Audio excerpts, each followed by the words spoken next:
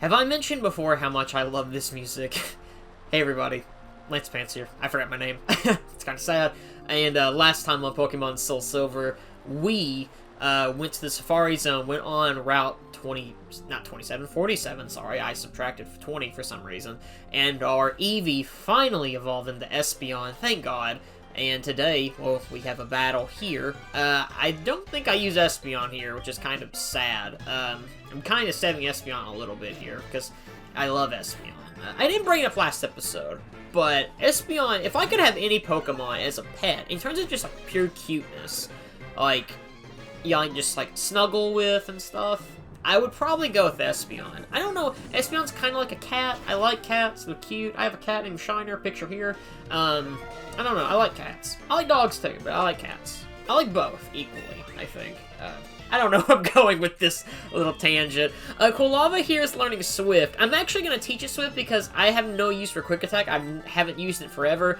Swift is a decent move. It's a normal type where it shoots out stars for some reason, and it always hits as far as I know.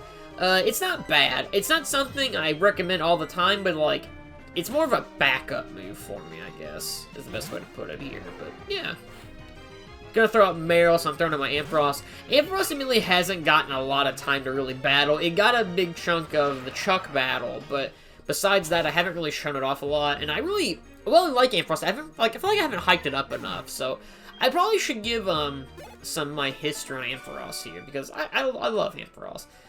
So, my thing with Ampharos, I remember growing up, I didn't know that Flaffy evolved into Ampharos, so I did pick Marie when I first played through Pokemon SoulSilver, and Silver, God, I don't know what happened there. Well, before I go off, let me state this. The first time I played through Silver, I did what everyone does, and I just used my starter the entire time. I did have a Marie, but I, like, never used it. So I had, like, a level 100 Typhlosion by the end of the game. So when I eventually learned to use Pokemon correctly, when I had my Mareep evolve into Flaffy and then evolve into Ampharos, I was amazed, because I guess I just didn't know Flaffy could evolve, because I never had it evolve when I played through the first time. So when it evolved into Ampharos, I was like, oh my god, I've seen that thing, it's in Jasmine's Lighthouse, you know? But yeah, that's just my random story, but I do love Ampharos. I like that it turns into, like, a yellowish kind of sheep. The only thing with Ampharos that is kind of weird to me is, like, you can tell it's an evolution of Flaffy and Mareep due to, like, the little tail, like, the ball it has on the end of it. But, like, it has no, like, not fur, but, like, not cotton. What the crap is the sheep on the thing called around the sheep? I don't know. I'm gonna say fur. But, yeah. And this guy here, as you saw, he bumped into us, he'll give us HMO 4, and that's Strength. There we go. Hold up there. I'm going to be teaching Strength, I believe, to... Do I do it now?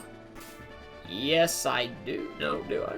I do. I'm going to be teaching Strength to our Heracross. So I know it did just learn take down a couple episodes ago, but Strength is a better move, I think, for Heracross than compared to Takedown. The only move I would consider putting over Strength is possibly Return, and the only reason for that is, if your Pokemon, the happier it is, if it has Return, it hits harder. So, like, that's actually a decent, normal type move if you want to give it to your Espeon or Umbreon. I don't, like, really recommend it, but it's not terrible. I've used one in, one of my playthroughs of Gen 7, I had a Beware, and it really came in there, because Beware is a tank. It can just run through stuff. And we are currently in Mount Mortar, so, beginning in Mount Mortar, it is the mountain based off of Mount Hiei. I'm pronouncing that wrong, probably. In that mountain, Mount Hiei, this is where marathon monks would undergo exhaustive exercises on Mount Hiei, obviously. I don't actually know a lot of history on that. That sounds exhausting. I do know monks will go and train, like, very difficult. They'll do very difficult, training regimens, I guess, in order to do it. Now, I don't say it's like a Saitama kind of thing, but still. In the original game, though, this place is very dark, and you needed the flash TM to really get around quite well. You could definitely do it without the flash TM. I've done it before, but it's still a lot easier because in Crystal and in the remakes, obviously here, it is lit up. This place right now isn't super important, admittedly. I'm gonna show it later on in the game, but for now, I want to just kind of give like a little bit of a sneak peek, I guess, because it's on the way to Mahogany Town. You can use it to get to a different point. This episode is gonna be a bit of a weirder one because I'm gonna show both ways to get to Mahogany Town because there's two ways you can go about it, but Mount Mortar is probably the most well-known way, I'd say. So yeah. This guy has a motherfucking Nidoking. Level 17! Listen, I'm not one to judge people and evolve your Pokemon early, but level 17 for your Nidoking is a bit much.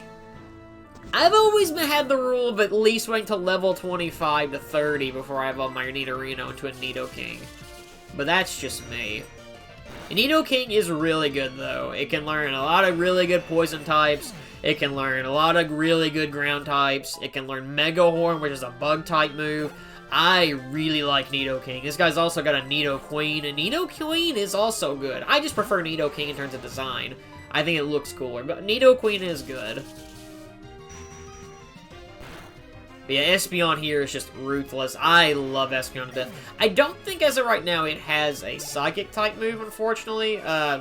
I believe the first Psychic-type move it can learn is Psybeam, and it's really good. Espeon becomes amazing as it goes on, so I do recommend teaching your Espeon Shadow Ball. Also, look how cute Espeon's little running sprite is. It's adorable. I love Espeon, but I do recommend teaching it Shadow Ball because it can come in handy against ghost types. Even if you want to, like, even you can learn Bite. If you want to keep Bite on there, it's pretty good. I also just said keep Shadow Ball so it can take on ghost types. I just realized that. I meant keep Shadow Ball on it so it can take out other psychic types. It's also just a good move because it can lower status, it can lower a Pokemon's special defense, which is good. So yeah, Espeon's very good. There's a reason I think people love Espeon so much. The only thing that bothers me is when you're running and front Espeon's falling behind you, and you can see the back of Espeon, for some reason, it's got a huge ass, and I don't know why. And I feel disturbed for noticing that, but it's hard to not notice, as weird as that sounds. I'm gonna come off like such a furry now, but still. You can find a lot of items in here, though, like just like a max potion there, you can find an Ultra Ball, stuff. This is a pretty decent-sized dungeon here. Like I said, I'll show it more later on because it can actually apply for more like the later game. But for now, I'm just kind of showing off a bit of the early parts of it, so yeah. I do recommend coming in here, though, if you want to level grind a bit, though, because it can come in handy. And one thing I haven't brought up yet for some reason, I don't know why, is... So, I think I may have. I don't know. My memory is getting worse as I'm getting older.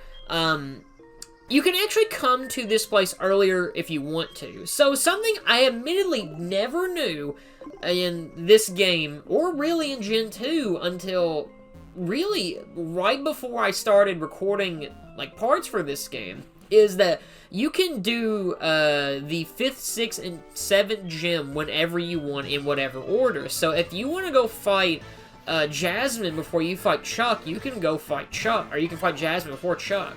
And you can also go to Mahogany Town and fight the gym leader there before you fight Jasmine, which I never knew. And it's cool. That's something I wish more Pokemon games would let you do, is you could fight gyms, like, you know, when you want. Obviously, they're gonna limit it, because they wouldn't let you just take on, like, for example, let's say Diamond, Pearl, and Platinum. There's no way they'd let you fight, like, Volkner first or anything. But it would be cool if you could fight gyms whenever you want to fight them. And I hope that's something Legends Arceus does if they let you have gyms. I don't think they're going to. Actually, I kind of hope they don't. As much as I don't like the trials in Gen 7, I do kind of hope they do something similar, just, you know, a lot better and less tedious. More like a side quest kind of thing, I guess, which would be kind of cool. I'm not saying go full Breath of the Wild, you can do shrines and dungeons whenever you want, because I know a lot of people want, like, a Breath of the Wild Pokemon. And I do like Breath of the Wild, but I just don't know if that would work for Pokemon. I think Pokemon definitely needs a big rehaul and to be freshened up a bit, but I don't know if I wouldn't, like... I don't know. See, and I could be wrong on that, obviously. Pokemon does need a rehaul, but I don't know if I want, like, it to be the size of Breath of the Wild, is what I'm trying to get at here. Breath of the Wild's a big game. I just don't know how that would work for Pokemon, I guess, is what I'm trying to get at. I guess it needs... I think with... I talked about before with Legends Arceus, how I do think it does look kind of rough, especially in its frame rate. I do think the action RPG aspect is quite good, because I've noticed, and mind you, this is purely just because I see Final Fantasy, it really is what it is, where it's leading more now into the action RPG gameplay style. It doesn't surprise me Pokemon's going that way, and I won't be surprised if this Legends Arceus game does really well, and then they just completely go to an action RPG, or they split it up and kind of have like a Mega Man, Mega Man X kind of thing. That is my comparison every single time I make like having two different types of gameplay styles, and I don't know why, but yeah. And welcome to Mahogany Town. I'm not gonna be here very long, so I'm gonna go back and show the other path coming here, but for now, yeah, this is Mahogany Town. Guy with a black cape going to the Lake of Rage, huh? Black cape. But yeah, on the other route going here to Mahogany Town, there's a certain area that I need to show up because it is important, and it's very easy to miss that, well, this area, so yeah. America, fuck yeah! Fuck yeah, Seaking! Oh, I love Seaking so much! Fuck yeah, Seaking. That meme will live on this channel. It will never die. But there's a stray doggy there, I see. He's over there by the apricorn trees. I think he's wanting a treat. And I got a treat for him. It's a brick break from my giant, you know, beetle. But for real, let's give this little ancient water doggy a treat. Yeah, I didn't have Weed Slave with me here, so I'm gonna teach Cut to Mr. Krabs because, you know, he's gotta be able to, you know, cut up the bills and stuff because he's Mr. Krabs and he loves money. I don't know. Camp Coral sounds terrible, just being honest. And they're making a Patrick Star show too. Not a fan. I ain't watched SpongeBob in years though, so yeah. Let's go see what's up with this Suicune water dog thing. Come here, boy, get a treat. Aw, he ran away. And look who it is, the virgin you seen. Back again. Okay, dude, we've seen this thing 3 times! 3 times! And you have been researching it for 10 years! What is wrong with you? You're such a virgin, you seen. It's okay to be a virgin, guys. I'm just saying, you seen's a loser, and I'm a Chad. But for real, next time on Pokemon SoulSilver, we're going to be heading back to Mahogany Town, and we're going to be seeing what's going on at the Lake of Rage, because that's a really awesome part of the game. So, join me next time for Pokemon Coliseum, and thank you all for watching.